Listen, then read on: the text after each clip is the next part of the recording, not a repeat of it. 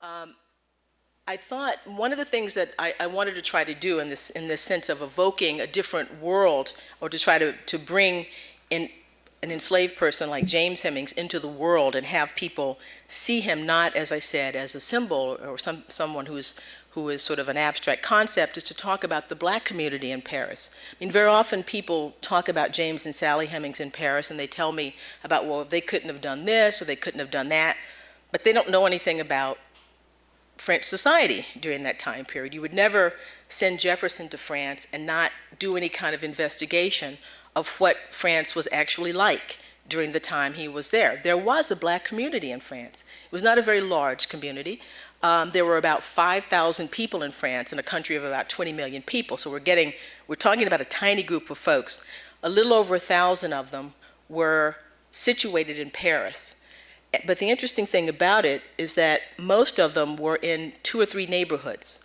So there's a small number of people, but they're concentrated in a relatively small area. And they're concentrated in a small area because they are, for the most part, many of them are the servants of French colonials who have come to Paris on business and so forth, and they stay in the best neighborhoods. So it makes sense for the blacks to be in the best neighborhoods because they were there with the richest people. It doesn't do any good to have servants if they're living, across town in some place. So the neighborhood that Jefferson lived in with James Hemings the first time had the highest concentration of blacks of any neighborhood in the city. So he would have seen people around, people of color who were around. And when you're a minority in a place, you notice people who are like you. So it doesn't do any good. It doesn't do good to think of James Hemings sort of operating by himself. There's the black community there. A number of people who have done work on blacks in Paris during this time period note that this was a community that helped one another.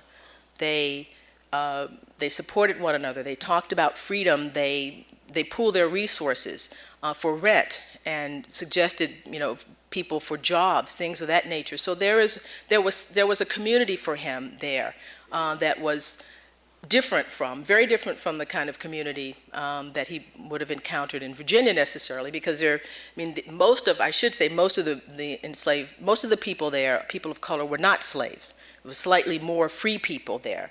So there was a community for him, and once I found that, the notion that he and Sally Hemings might have wanted to stay, it looks different.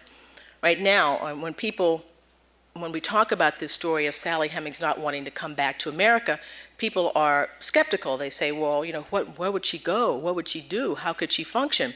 But people there functioned. The other thing about this, and we know how they functioned because blacks had to be registered in Paris and in France, and they listed their occupations. So we know what people who were free, we know what they did for a living. And they were maîtres d'hôtel, valets de chambre. Some of them they were innkeepers, seamstresses. There was a wide variety of occupations that these people held that James and Sally Hemings could have held too. Certainly James Hemings, who was trained as a chef in some of the greatest kitchens in France, could have been able to find a job. So my whole understanding of their life there began to change when I did, surprise, surprise, when you do research. Instead of just sort of, my common sense tells me that there's stuff to be known about them. And if you, as I said, treat them as people, and you do the kinds of research, ask the kinds of questions that you would ask about Jefferson in Paris, Patsy and Polly in Paris, what was it like for a young girl, those kinds of things. If you ask those questions about James and Sally Hemings, you get a different picture than just simply relying upon, what you may or may not think constitutes common sense. So I have a couple of chapters about James Hemings in Paris and some of his exploits.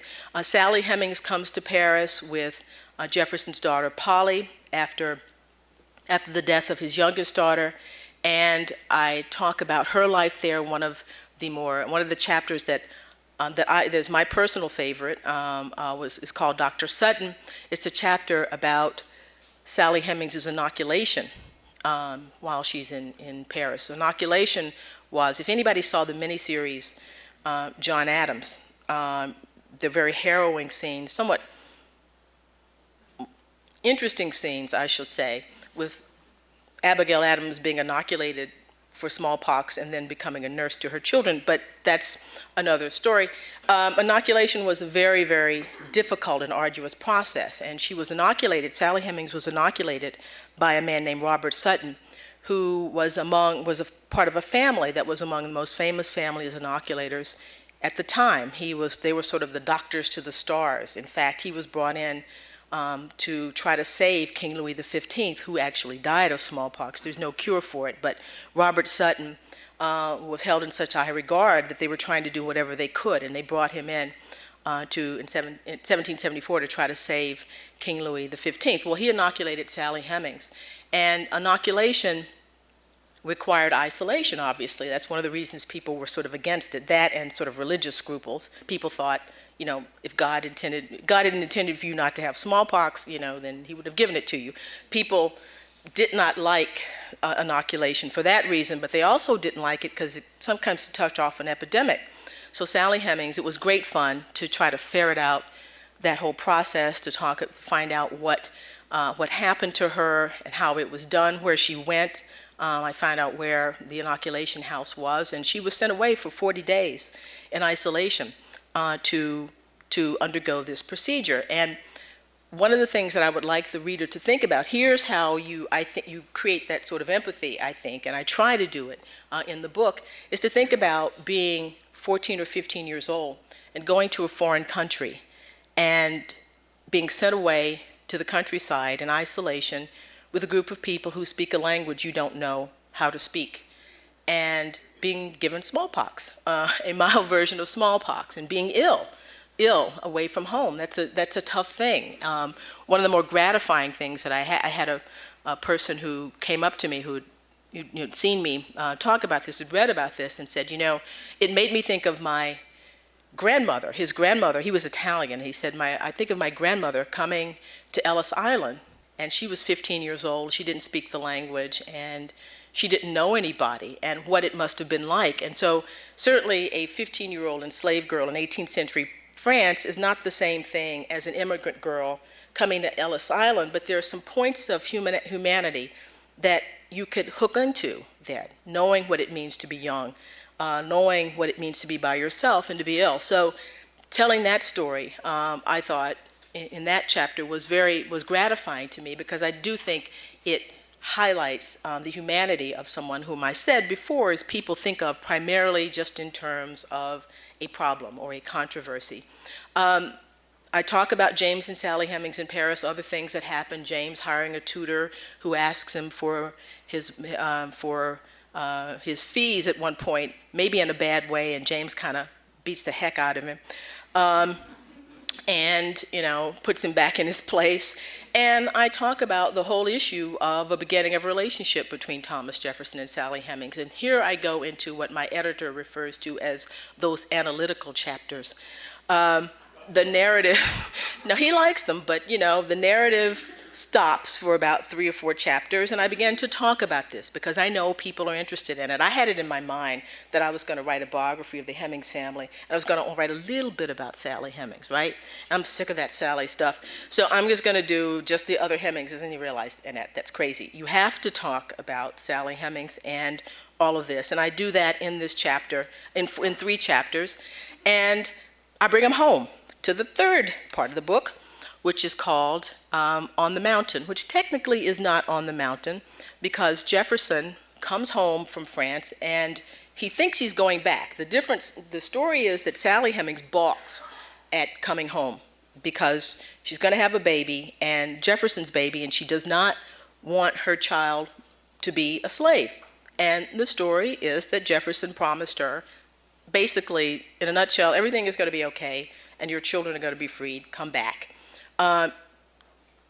Think about the difference between James Hemings and Sally Hemings. Jefferson was supposed to return to France. He was coming home on a leave of absence.